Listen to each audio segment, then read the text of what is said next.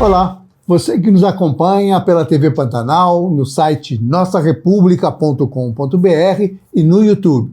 Bem-vindo a mais um episódio do Nossa República, o programa de entrevistas em que conversamos com personagens que movem, pensam e transformam. Hoje recebemos Mirela Duarte, jornalista, produtora cultural e escritora, que passou mais de uma década nas redações de grandes veículos digitais e impressos no Estado, contando histórias que importam. Mirela é uma das mentes criativas por trás do Guia Cultural Cuiabá Tem, uma plataforma que coloca nossa capital no mapa cultural do país e acumula 15 anos de experiência como assessora de comunicação, atuando com clientes de destaque em cultura, diversidade, esporte e meio ambiente. Nessa conversa, vamos explorar a trajetória de uma profissional que não apenas relata a realidade, mas também a produz e a imagina. Mirela trabalha com audiovisual, roteiros, pesquisa e direção em séries documentais, ferramentas que ela usa para documentar e amplificar vozes e iniciativas que transformam Mato Grosso. Mirela acaba de ingressar no mundo dos livros com o Livro das Mortes. Mirela Duarte, seja muito bem-vinda ao Nossa República. Muito obrigado por ter aceitado o nosso convite. Eu que agradeço essa oportunidade, é um privilégio estar com você aqui hoje. Imagina. Eu queria começar, Mirela, você que é minha colega jornalista, eu queria que você contasse um pouco para quem nos assiste sobre essa sua trajetória, o que te trouxe até aqui, né? Você tem uma série de atividades ligadas à área cultural, à área digital, ao jornalismo, enfim. Como é que você atua no dia a dia e como é que você chegou neste livro, que é o primeiro de uma série, tenho certeza, é o Livro das Mortes. A gente fala sobre ele daqui a pouquinho. Sua trajetória, Mirela? Certo. Eu comecei a atuar enquanto jornalista tem quase 15 anos, vai completar 15 anos agora em 2026, muito jovenzinho. Mas 15 anos é a tua idade, né? Eu tenho 34, fiz 34 anos esse ano. E eu comecei, antes de começar a fazer jornalismo, eu já escrevia para blog, né, já tinha textos literários. Eu digo que eu comecei na literatura antes de começar nessa trajetória enquanto comunicadora. E eu aprimorei a minha escrita e a minha pesquisa como comunicadora, né? E tem muito a ver com... Você fez o F?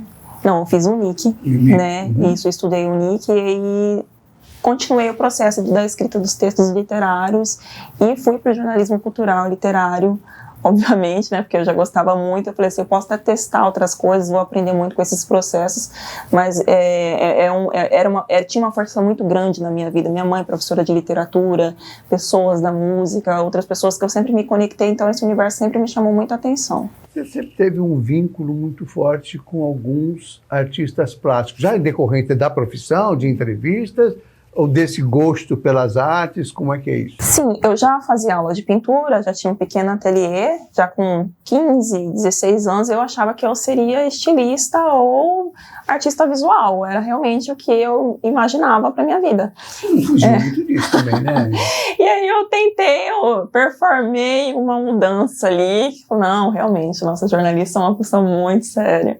E aí eu comecei a entrevistar pessoas e conversar com os meus próprios professores, por exemplo, Benedito Nunes, sobre arte, sobre pintura, e começava a escrever, anotar nos blocos, tinha diário, tinha bloco, sempre foi muito disso de escrever, assim, manualmente, sem ser só por computador. E aquilo não era tão forte naquela época também, né? Anos 2000 e pouquinhos, no início dos anos 2000, celular e computador não era tão forte como é hoje nessa produção jornalística. E aí eu comecei a ter muitas anotações, então eu digo que essas anotações, algumas têm 10, 8 anos, muito antes de eu começar a cogitar a escrever um livro. Quando eu percebi, eu tinha assim, mais de 30 blocos de anotações. E eu falei, eu acho que eu posso transformar isso e todas as mensagens com essas pessoas que eu convivi nos últimos anos em mensagens que talvez eles não tenham documentado em vida, porque as pessoas vão e perguntam para o artista, mas o que significa a sua arte? Qual que é a sua técnica, né? O que você quis dizer com isso? Mas não fala muito da pessoa. né? Não falo do que fez com que ela chegasse até esse caminho. Então, essa primeira publicação, ela traz principalmente vulnerabilidades, né?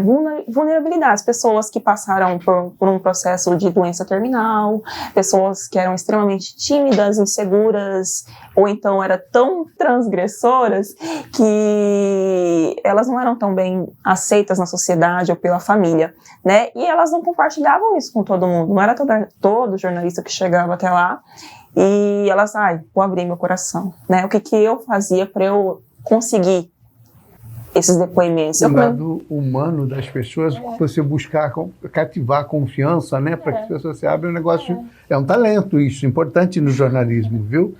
Porque hoje o jornalista está muito focado naquela coisa de não ver a pessoa, ver só os fatos, né? Isso. Que você teve toda uma relação com alguns desses artistas. Você trata no livro de 5 anotações de falas ou de posicionamentos de 5 desses artistas. Pode falar quais são? Sim. Vitória Bazaia, Benedito Nunes, Capucine Piciaroli, agora minha memória está já assim, Adir Sodré. Adir. Né? Eu estou esquecendo alguém, com certeza. Mas o livro das mortes não tem nada a ver com artistas que nos deixaram, que fizeram a passagem. Eu selecionei alguns desses artistas, né? Tem uma próxima publicação que ela traz 12 artistas.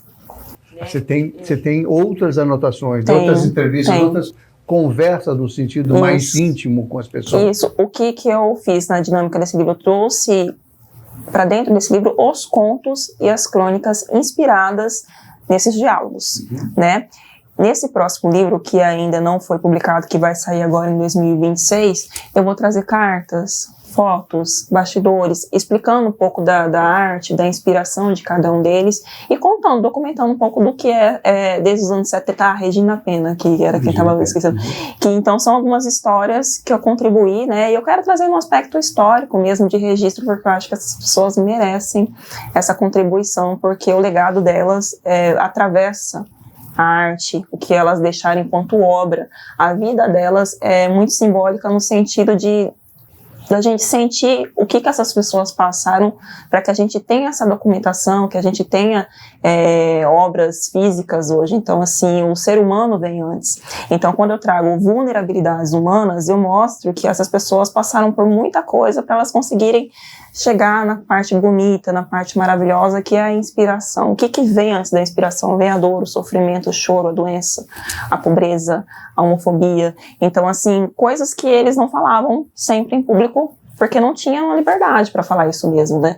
E o que eu me colocava dentro desse processo, junto com eles de criação, como eu também já pintava e já gostava muito de arte, pintava uma tela, perguntava da técnica, ficava olhando e chegava num assunto assim de uma forma muito natural, e quando eles percebiam, eles estavam contando como se eu fosse uma amiga, uma história. Então, assim, esses blocos de anotações eu trouxe todas essas observações e fiquei refletindo sobre elas nesses anos. Então, eles me inspiraram também, esses contos e essas crônicas. Alguns eu escolhi para estar nessa primeira publicação, para que mais pessoas tenham acesso a essa obra. E a vida dos artistas, de uma maneira geral, tanto das artes plásticas, como da música, do teatro, enfim, elas sempre inspiram muito interesse, né? Elas sempre despertam nas pessoas curiosidade, né? É interessante esse enfoque, quer dizer, não é uma reportagem sobre o artista tal, sob o ponto de vista da técnica,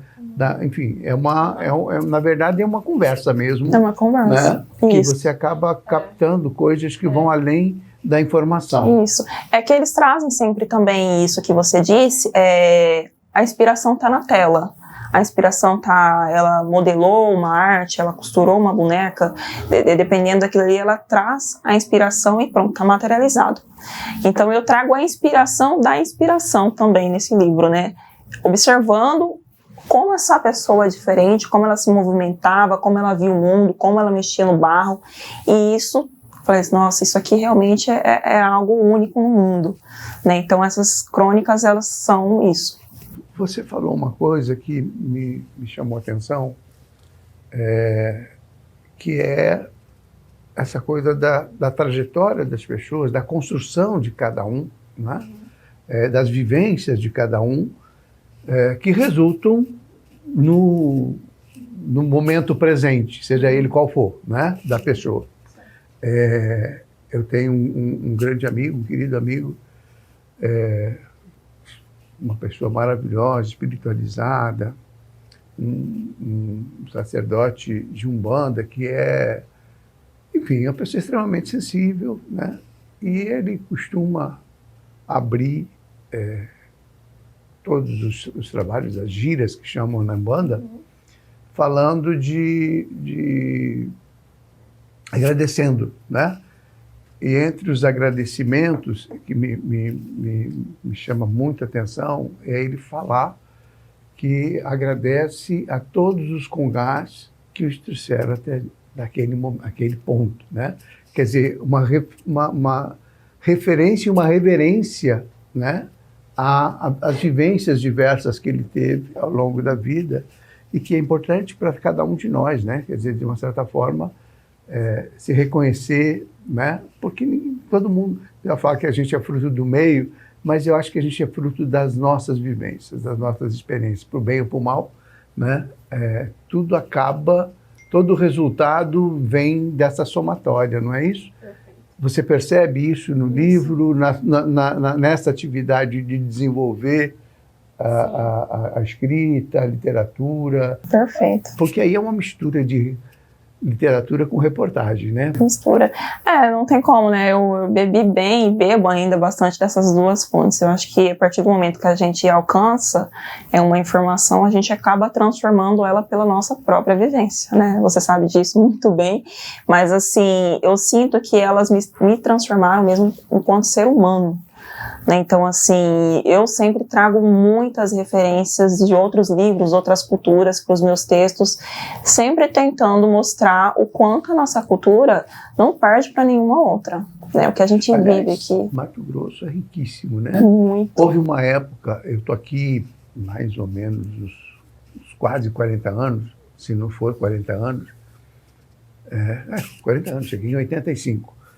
E eu assisti Mato Grosso, que me surpreendeu muito, com uma produção riquíssima nas artes plásticas, com artistas plásticos no estado inteiro, em Barra do Garças, Barra do Bugre, em Tangará, no Alta Floresta, Cuiabá, incendiado com Adir, com todos esses nomes, né? Sinto que isso está um pouco hoje meio morno, vamos dizer assim. Eu acho que já foi mais efervescente, né? Em compensação, na literatura vem crescendo cada vez mais. Quer dizer, há um movimento de pessoas, de gente se dedicando à literatura, enfim, ainda que esteja uma literatura acadêmica, mas muita gente boa, muita gente escrevendo coisas boas e importantes. Eu falei essa semana com o Fabrício Carvalho sobre o livro dele, que ele lançou recentemente. E é um livro acadêmico, tem uma visão acadêmica, mas importantíssima na formação da gente, do pensamento moderno, daquilo que está acontecendo com a realidade. De que maneira, Mirella, como você tem procurado retratar no livro essa visão da conversa íntima, da vivência, né? Como é que você vê a literatura e esse processo de escrita dos nossos autores, você deve acompanhar, e também das artes plásticas. Mas isso você responde num instante só, logo depois do intervalo. Pessoal, a segurança em Mato Grosso melhorou muito e os resultados estão aí para todo mundo ver. Os homicídios caíram 24% e 78% foram solucionados. Os roubos diminuíram 83%. Foram realizadas mais de 400 operações dentro dos presídios. E não para por aí. Mais de 15 mil câmeras reforçam a segurança em todo o estado através do programa Vigia Mais MT. 100% das invasões de terra foram impedidas. E a apreensão de drogas aumentou mais de 370%. O investimento do governo do Estado nos últimos 6 anos garante que as forças de segurança estejam nas ruas, no campo, nas estradas, trabalhando firme e solucionando crimes. Porque aqui, em Mato Grosso, é tolerância zero contra facções criminosas. Governo de Mato Grosso. Não saia daí que eu volto num instante só. Nossa República está de volta esta semana conversando com a jornalista, escritora, ativista cultural, se ela me permite chamar assim, Mirela Duarte. Mirela, eu perguntava no bloco anterior, quer dizer, sobre uma avaliação sua desse momento, né? Em relação à produção de arte, das artes plásticas, você que se relacionou e escreve sobre isso, quer dizer, aproveita essa vivência no seu primeiro livro e na promessa de um segundo já no ano que vem, ou agora, em 2026, e sobre o momento da literatura, enfim, dos nossos autores, muitos livros sendo produzidos também. Como é que você avalia esse momento em relação a esses dois aspectos da arte? Você me fez várias provocações, né? Várias coisas passando pela minha cabeça quando você introduziu a pergunta. A primeira o que eu tento propor nessa primeira publicação, que ela seja uma obra muito rasurada, que as pessoas pintem, tem ilustrações dentro dela em preto e branco para as pessoas não terem medo do livro. Eu sinto que as pessoas têm medo de abrir um livro, de comprar um livro, porque elas são às vezes assustadas com o processo de talvez fracasso, de começar um livro e não passar do primeiro capítulo, das 10 primeiras páginas, você, poxa, eu não consigo nem ler um livro. E existe uma pressão muito grande, assim, não, você tem que ler, você tem que consumir, você tem que comprar, tem que ler clássicos, tem que... Um livro de 300... As pessoas não têm tempo, às vezes, para dormir 6 horas por dia, né? Não tem tempo para passar tempo com a família, com os filhos, né? Como eu vou chegar numa família, numa senhora de família, num senhor ou em qualquer outra pessoa que seja, que não esteja dentro de uma academia, que precise fazer aquilo para concluir um curso, falar... Esse é meu livro, você tem que ler esse livro. Eu acho uma pretensão muito grande da minha parte. E falta... Ou da parte de qualquer um, vamos falar a verdade, né? Qualquer um que se dispõe a escrever tem que estar sujeito... né? Eu acho que falta, assim, eu não vou dizer que é empatia, mas eu acho que falta um pouco de uma análise social mesmo. Entendeu? As pessoas já trabalham demais e têm pouco tempo para descansar. Então, além de ter trabalhado hoje, não sei quantas horas por dia, cuidado da sua casa, feito a sua comida, se alimentado bem, ido para academia, leia um bom livro, que aí algumas pessoas vão falar que no caso deve ser o meu ou de qualquer outro autor super renomado. Não, eu não me coloco nesse lugar. Eu acho que se as pessoas tiverem acesso a pelo menos um conto por dia, uma crônica, sentar e falar, nossa, agora eu tenho 15 minutos aqui para respirar e ter um tempo para mim, eu acho que é autocuidado.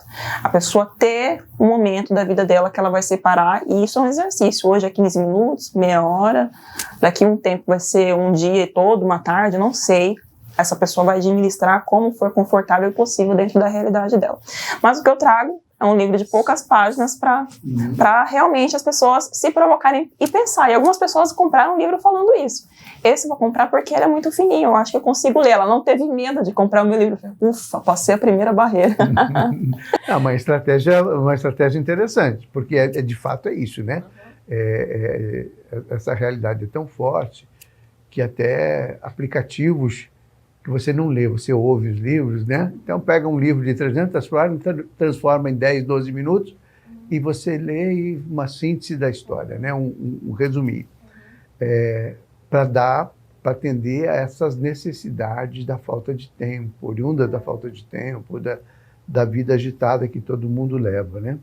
Mas essa coisa de ler, ela tem enormes vantagens sobre as telas. As telas viciam, os livros também. Mas as telas fazem mal para a saúde, né? Liberam, enfim, dopaminas que, enfim, viciam mesmo no sentido negativo, né? Você fica muito ausente da relação com as pessoas. O livro não, embora você sempre se resguarde, use um momento pessoal para a leitura, mas ele é muito interessante. Eu reclamo um pouco hoje, porque eu estou com 65 anos. Estou chegando aos 65, falta um pouquinho.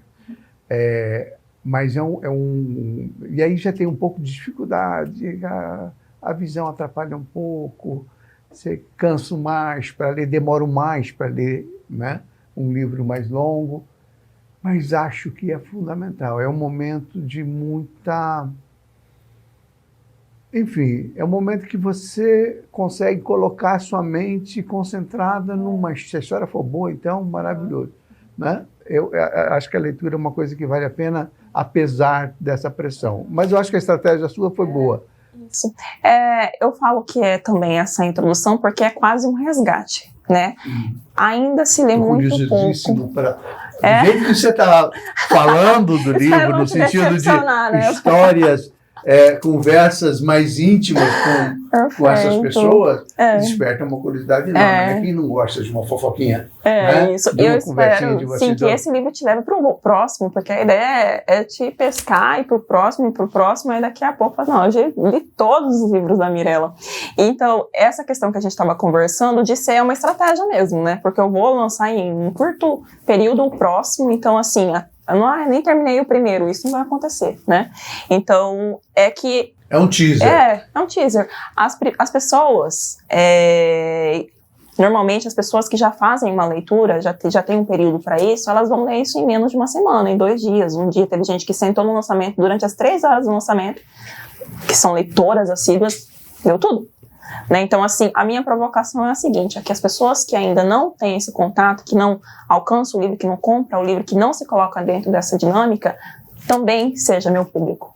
Eu quero que as pessoas que ainda não fazem isso comecem a fazer, porque é justamente isso que você está falando. É importante a gente se desligar um pouco da tela, é importante a gente parar de ser hiperestimulado o tempo todo. E o que eu trouxe? Essas ilustrações, elas são para que as pessoas também produzam alguma coisa. Eu não estou só consumindo, sei lá, estou relaxando, só estou soltando um pouco tudo, toda a pressão, toda a cobrança do chefe, toda a tristeza, eu estou colocando aqui, ela vai começar a rasurar. E esse processo, com leitura, com pesquisa também, eu consegui chegar à conclusão de que quando a gente dedica um tempo, não necessariamente para ser produtivo, a gente só relaxa o nosso cérebro, faz com que a gente absorva muito mais a informação.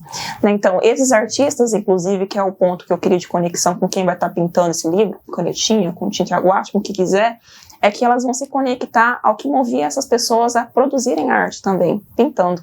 Que elas estavam ali tentando desafogar das angústias também, que é o que eu trago para o livro, que são as vulnerabilidades.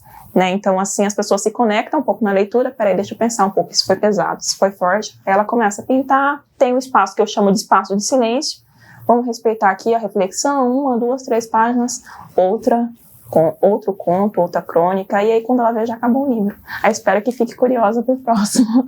E a ideia é manter esse mesmo tipo de estrutura, quer dizer, com um espaço para pintura, com um espaço para escrita, enfim. Como é que você imagina, está imaginando esse próximo livro? O próximo, ele vem numa estrutura um pouco mais tradicional, né? É um livro já de mais de 200 páginas, e esse próximo eu trago também algumas das obras que são desses artistas e explico um pouco desse processo que eu estou te falando dentro da vida deles. Né? Então, assim, essa primeira dinâmica é uma dinâmica para rasurar, para se colocar nesse processo, e uma preparação mental, intelectual e espiritual, emocional, seja como quiserem definir, para que compreendam o que é o próximo livro, né? Não que eu acho que alguém não pode ler de primeiro e compreender, mas se tiver algum tipo de privação, ela já vai ter sido rompida nesse primeiro. Essa estrutura do outro, eu trago, além desses contos e crônicas, tem mais contos e crônicas também, mas não é só isso. Eu trago um pouco de documentação histórica. Você mencionou também essa questão dos anos 70 e 80, ter uma efervescência cultural nas artes visuais, nas artes plásticas. Eu trago um pouco disso.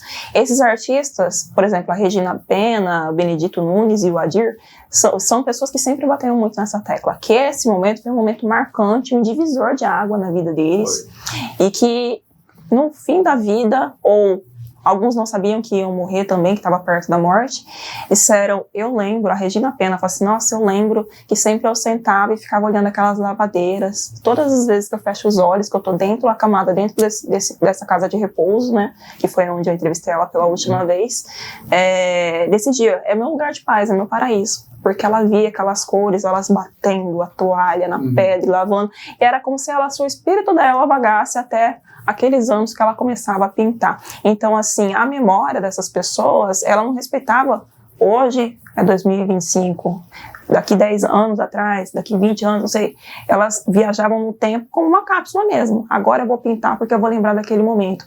E se colocavam nesse processo. Então, eu trago um pouco dessa estrutura técnica da pintura, um pouco da documentação histórica do que foi os anos 70, 80, 90 e outros, né? Esse período você tem razão. Eu me lembro da efervescência. Eu fui diretor da Gazeta durante muitos anos, diretor de redação do jornal.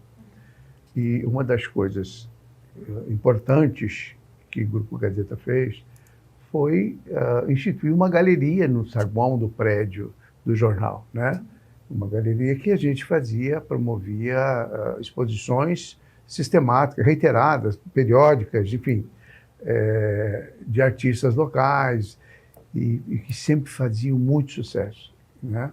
Isso casado com a divulgação, com matéria no jornal, com a cobertura da TV, das rádios, enfim, ganhava uma dimensão importante, né? E abria espaço para artistas de todo o estado. Muita gente bacana, né? Expondo. E aí a gente percebe, assim, por isso que eu tenho essa sensação muito nítida, né, de que esse período dos anos 80, anos 90, foram muito ricos para as artes plásticas, né? Para os nossos artistas e tal. Mas eu queria que você falasse um pouquinho, eu acho que essa parte vai demorar, este resto de bloco e mais um, mas eu acho importante. Você já começou a tratar um pouquinho dessa conversa com os artistas, né? Falou da Regina. Eu queria o seguinte, que você me falasse um pouquinho de cada um desses que você trata neste livro, só para explicar, não é uma biografia, gente. Ela está pegando anotações, transformando em crônicas, né? É isso, eu estou explicando certo, né? Perfeito, Mirella? perfeito. Transformando em crônicas.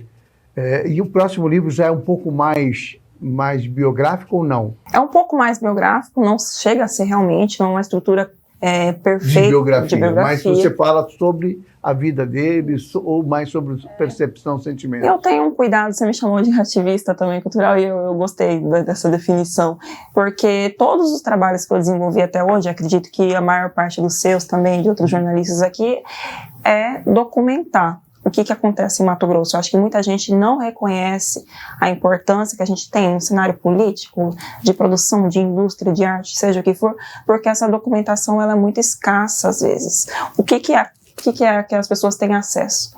Né, as produções jornalísticas, normalmente, né, e eu, por exemplo, eu sou pesquisadora também, dentro do mundo do audiovisual tem um tempo, e para escrever algumas matérias de especiais históricos, eu sou uma pessoa que eu sempre vou no arquivo público, e a única forma que a gente tem de documentação, basicamente, a única não, mas precisamente eu acho que a maior, são matérias jornalísticas. É o registro mais comum, mais próximo, né? Isso. E que as pessoas têm mais possibilidade de acesso. Né? E eu percebo que é uma responsabilidade que eu acho que não só eu tenho essa consciência, mas muita da gente daqui, você é uma dessas pessoas que tem essa consciência de documentar. Então, quando eu trago, por exemplo, para um livro, ou trago para um documentário, dirigindo um documentário, ou para uma matéria, qualquer coisa, eu penso em contar essa história de uma forma para que uma pessoa que talvez nunca tenha tido acesso, seja de Mato Grosso, fora de Mato Grosso, ela entenda a importância e como funciona essa engrenagem, esse modelo sustentável, esse movimento histórico. Então, assim, nesse próximo livro a gente estava conversando sobre isso, a estrutura, eu trago, não é só uma questão biográfica, é uma questão de um registro histórico, que quem, seja um universitário, seja uma pessoa na escola, seja qualquer pessoa que ela vai ter acesso àquilo ali, ela vai entender, foi isso que aconteceu nessa época, tá registrado aqui, eu tô assistindo, eu tô vendo o que é isso. Porque é basicamente a forma que as pessoas têm de começar a conhecer e valorizar. E é um registro histórico. Eu entendo que a gente trabalha com registros históricos, assim como nós pesquisamos pessoas que fizeram antes da gente, há 50, 80 anos atrás. A gente continua fazendo isso daqui a um tempo, eu acho que isso vai ser importante nesse sentido, de documentação. Eu acho assim, fundamental que existam pessoas como você com essa perspectiva, né? Ainda mais jornalistas com esse compromisso com a documentação dos fatos, da história, do que acontece no dia a dia, na vida das pessoas. A gente tem muita coisa importante, né? Cuiabá, principalmente, eu acho assim que é um polo cultural riquíssimo, né?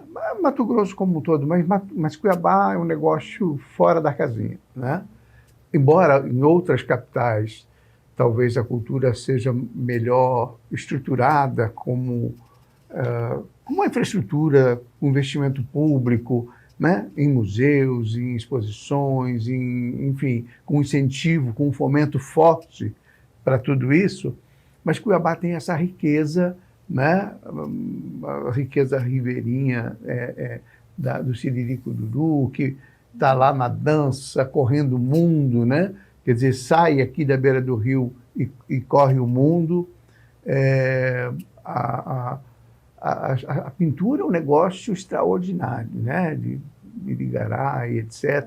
Mas olha, às vezes eu fico meio envolvido com a história e não me distancio muito, porque eu já me dou esse direito de poder participar das entrevistas de uma forma mais opinativa. A gente vai ter que ir para o próximo bloco, mas eu queria assim que a gente focasse mesmo na história, porque a gente começa com uma conversa e vai embora, né? Na história que você retrata nesse livro. Você começou a falar um pouquinho da Regina Pena, foi uma conversa, né? Parece dolorosa, mas ela é importante, né? Para resgatar, para mostrar o aspecto humano dessas pessoas, né? Porque às vezes o artista é visto como uma coisa meio sobrenatural, né? O artista está num patamar, né? Mas são pessoas humanas, são seres humanos com as mazelas, com os sofrimentos que cada um de nós tem no seu dia a dia. A gente vai para o comercial, você não saia daí, que eu preciso terminar essa conversa com a sua companhia. Muito obrigado, já volto. Nossa República está de volta essa semana num bate-papo com a escritora Mirela Duarte, jornalista, minha colega, e eu disse no outro bloco que ela gostou de eu falar que é ativista das artes, ativista cultural, que é isso mesmo, é muito importante fomentar a cultura, né? Trabalhar nisso, mas eu não vou falar nisso agora, vamos focar nas histórias, no conteúdo do livro. É um livro pequeno, fácil de ler, bom para entreter a gente com a pintura, para limpar a cabeça, para fazer a gente refletir. E aí, assim, você contava no bloco anterior um pouco sobre um contato seu com a Regina Pena. Vamos falar dos outros? Vamos. Um pouquinho dos outros? Qual que é a história que teus contos, tuas crônicas traz sobre cada um deles? Você me empresta o livro? Porque claro, eu vou seguir numa ordem. Tá emprestado, esse já é teu, eu vou pegar só emprestar. A gente abre, né, com Cores e Devaneios de Alice, né? A Capu, eu chamo ela de Capu, Piciaroli, ela sempre pintava obras muito coloridas. E ela, né? Sim, lindas. Então, olha, assim. E aí eu trago ela como Alice, né? Porque todas as vezes que ela atravessava esse portal, que ela caía nesse buraco da inspiração ali, ela ia para outro mundo. E era quando ela realmente se aliviava. Ela enfrentou, para quem não conhece, ela enfrentou um câncer, lutou bravamente por alguns anos e fez a passagem dela, mas ela já vivia numa dimensão paralela e eu trago ela como a própria Alice, né? Pintando dentro dessas dinâmicas com essas cores. E quando ela partiu, eu disse, o dia ficou cinza. Capu, ela repousou os pincéis, né? Mas ela contribuiu muito com as artes, então assim, além dessa questão da Frida, do universo de Alice... Ela também foi uma ativista na área cultural, né? De uma certa forma, muito forte. Ela fez com que a arte aqui, eu acho que ela teve um movimento importante, que a gente sempre faz uma leitura que a arte, ela precisa ser muito clássica, ela tem que ser pouco acessível, porque ela é de poucos, e ela não, ela transformou a galeria dela em sacola, camiseta, boné, agenda, Onde você quer? Eu coloque. E fez o marco como você está fazendo aí com o livro. Né? Perfeito, uma grande inspiração para mim mesma. Então, ela trouxe pequenas...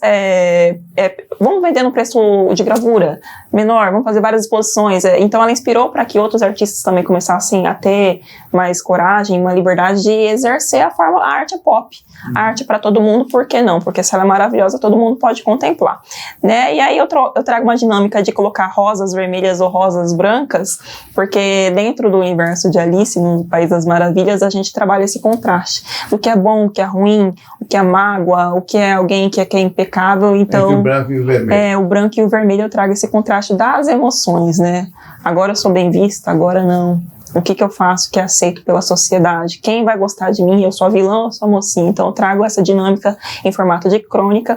E aí tem uma parte que é o que eu conto para as pessoas sobre Benedito Nunes. Na sombra das lixeiras, um menino. Ele disse para mim que ele começou a pintar, era muito criança, muito menino. E tem uma coisa muito engraçada que ele me contou, que eu falei, nossa, todo mundo, ele me contou isso, eu tinha uns 13, 14 anos dentro de uma galeria pintando com ele lá no Pavilhão das Artes, fazendo aula de pintura com ele, muito antes de entrar no universo da comunicação. Eu falei, Dito, por que você pinta parecido com Van Gogh, né? Você gosta muito da obra de Van Gogh, te inspira? Não, as pessoas realmente comparam, já me falaram isso quando ele foi pro Louvre, falaram que compararam ele lá com um impressionista e tal, mas ele falou assim, é que quando eu pintava, o sol tava torando na minha cabeça, eu ficava meio tonto. Aí quando eu pintava, eu tava pintando o que eu tava vendo, tava tudo muito embaçado, assim. No calorão da lixeira. E aí ele tava pintando, cheio de lixeira, no bairro lixeira ali, ele pintava muita lixeira, mas era tudo muito turvo, e era o que ele via, e depois virou esse estilo, né? E aí as pessoas que comparam ele a Van Gogh, muitas não sabem dessa história, eu comecei a escrever e falar sobre isso, e hoje em dia ficam fazendo essa comparação. E aí eu coloquei o Van Gogh e uma Maria, que foi um diálogo pra ele, você acha que você gosta de Van Gogh ou não gosta? Aí ele falou assim, não, eu gosto muito, é uma grande referência global e tal. E você acha que ele, né, gostaria da sua obra e tal? E a gente entrou nessa provocação dentro desse diálogo que eu trouxe para um conto também. E aí tem um que é um pouco... Ele falou o que a propósito disso?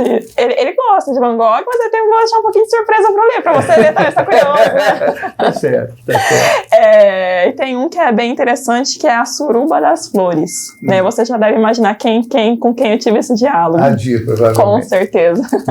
Que foi quem trouxe um pouco mais dessa sexualidade, dessa selvageria, né? E trazer isso para uma sociedade que, ao mesmo tempo que se passava por muito conservadora, era uma sociedade Mas que engraçado essa coisa do Adi, né? A arte dele é realmente provocadora, tem todo esse lado erótico, mas não tem uma casa cuiabana, da sociedade cuiabana, que não esteja lá exibida a obra dele, né? Rompendo toda essa ideia conservadora, de família e tal. Aliás, eu acho que o cuiabano não é exatamente um povo assim, conservador, que a cuiabania talvez tenha alguns aspectos conservadores, mas nas relações sociais, nas relações entre as famílias, são muito avançados. Isso. Assim, né? Eu acho que é uma fusão bem importante, porque assim, as pessoas são muito religiosas aqui, são muito sacras, boa parte das famílias tradicionais mas, ao mesmo tempo, extremamente abertas às pessoas de fora, ao mundo novo, às inovações, não é verdade? Eu acho que é a fusão perfeita do sagrado e do profano. Né? Aí pega um rasqueado, um lambadão, a galera lá na curva do rio, tá vendo? E depois vai todo mundo pra missa, todo mundo são as avózinhas que vão segurando a vela, não.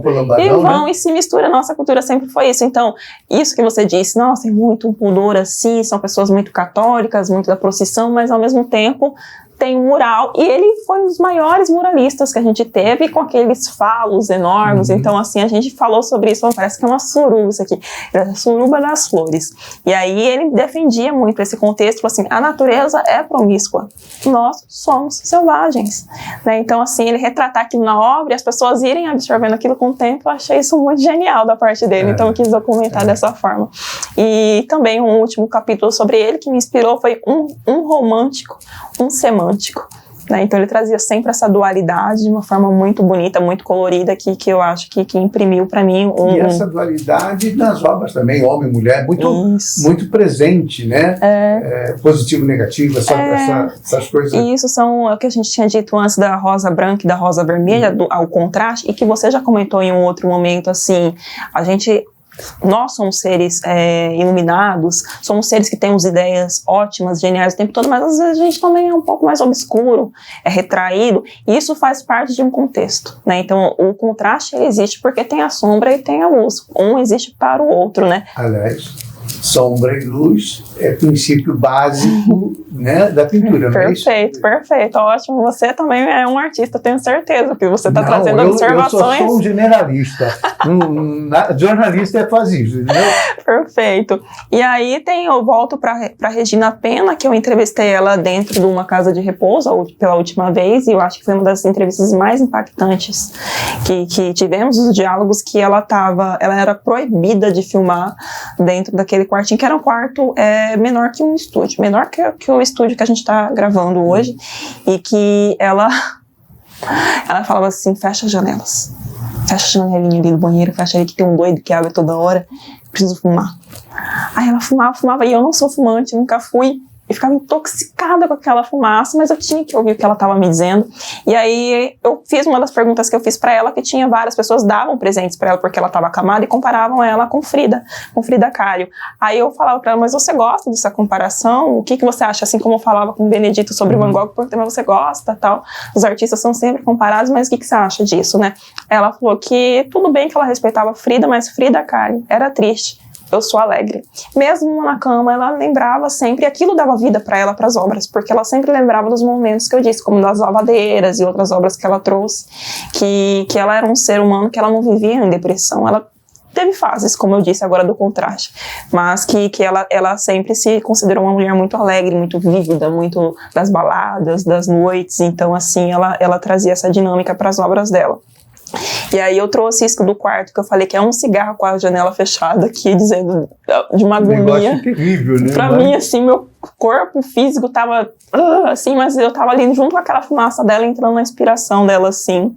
E olhando as lavadeiras, sou livre, que era quando ela falava que ela viajava, fechava o olho, ela viajava na imaginação, parece que ela não tava mais lá. E aí, por último, o fechamento é com Vitória Bazaia, que é a bruxa das bonecas. Né? Então, assim, todo mundo, nossa, essa mulher, essa comunicadora também, que ela era comunicadora, um cabelo todo, assim, selvagem, de pé no chão, com a unha suja, no barro, transgressora também, e era vista como bruxa. Tinha muita gente que tinha medo dela, de passar na frente da casa dela, achava todas aquelas coisas que ela dava vida novamente. Uma mulher maravilhosa, maravilhosa, né? Um coração incrível. Aí é vida ao barro, terra e agonia, e recriando as criações, né? Que ela fazia esses processos de reciclagem, de outras coisas. Trabalhava muito com isso, né?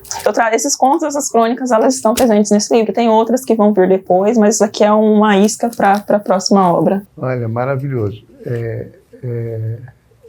Quem está nos assistindo, não deixe de... Como é que acha o livro, hein? O livro tem pontos físicos de venda, que é o Chapeleiro, que é um café que tem aqui no centro de Cuiabá. Eu sei onde fica. Aí tem lá o Raro Ruído, que é do lado do FMT, na Rua 1 ali. E tô levando agora para Chapada dos Guimarães. Né? A partir de amanhã as pessoas já podem encontrar também na Rua Antiga, que é um sebo bem legal lá de Chapada dos Guimarães. Internet, vendendo tem na internet também, pelo meu site mirela.eco.br, meu livro, e eu envio. Vou repetir, mirela.eco.br. Isso. Tá? Esse eco é de quê? De ecologia e também de eco. Tá bom. Mirela.eco.br, na internet você consegue adquirir o livro das mortes, que na verdade é um grande livro da vida, né? Ou um pequeno grande livro, né? Que fala sobre a vida das pessoas, né? Em formato de crônicas e tal, bem interessante. Inspirador isso, hein? Essas páginas de silêncio é interessante, eu quero que você comente comigo depois o que você acha, porque apesar de serem poucas páginas, são páginas impactantes, assim, você já... Eu já percebi que a leitura e a ideia de você ter o espaço para você escrever, desenhar, pintar, entre uma crônica e outra, entre um conto e outro, é também um espaço de reflexão, né? Isso. É o fato de você absorver aquilo que foi escrito, né? Eu falo que são páginas de silêncio. De silêncio. É boa definição, né? Porque o silêncio sempre é muito revelador para a gente. Isso, né? é porque eu falo que às vezes nem sempre eu trago o verbo, mas sempre trago sentido, né? Que aquilo faz sentido dentro da dinâmica. Muito legal. Gente, nosso tempo, infelizmente, está acabando, passou voando. A Vanessa é maravilhosa. A Vanessa, que é minha produtora, Vanessa Araújo, jornalista em São Paulo, vivenciando lá uma experiência de construção da carreira de jornalismo, ela é muito focada no que ela quer. E ela sempre sugere assim, um tanto de perguntas, porque ela pesquisa antes para poder fazer essa produção bem feitinha, ela é muito profissional. E assim, eu não aproveito muito, né? Acabo que eu olho alguma coisa, me inspiro, mas a conversa é que acaba definindo, né? Mas, de qualquer maneira, acho que eu vou te mandar as perguntas para você responder, para a gente publicar aqui no site Nossa República, né? Para as pessoas acompanharem mais, né? Terem uma noção melhor do que é o livro, porque as perguntas dela são muito pertinentes. Gente, Nossa República vai ficando por aqui. Você quer fazer mais alguma consideração, Mirella, antes de eu fechar? Eu vou agradecer mais uma vez por esse espaço. É muito raro ainda, é muito raro espaços que a gente consiga trazer tantas reflexões sobre a nossa cultura, a nossa história. Você está de parabéns, é um espaço maravilhoso. Eu assisti outras entrevistas, fiquei impressionada. Então, você é um grande comunicador e jornalista. Muito obrigada por fazer também isso. Não só por ser seu trabalho, mas porque é um jornalista muito consciente. Eu acho que a população mato-grossense e quem quiser conhecer um pouco mais do que a gente vive aqui, te acompanhar realmente é um grande privilégio. Obrigado, obrigadíssimo. Nossa República vai ficando por aqui. Até a próxima semana com uma outra entrevista tão importante e tão interessante como foi essa com a Mirella Duarte. Conto sempre com a sua audiência.